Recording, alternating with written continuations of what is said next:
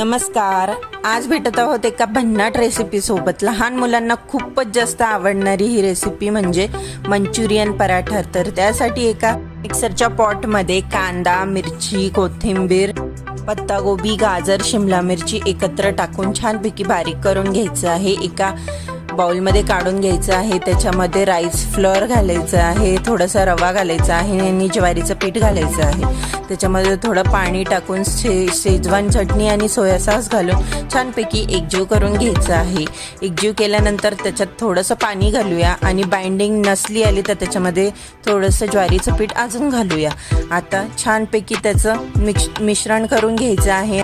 चवीपुरतं मीठ त्यात घालायचं आहे आणि एका तव्यावरती तेल टाकायचं आहे. त्यावरती छानपैकी डोसासारखं ते पसरून घ्यायचं आहे आणि मस्त थालीपीठ एन्जॉय करायचं आहे. तर चला बघा मायरा कशी एन्जॉय करते. तर आणि लवकर चॅनलला सबस्क्राईब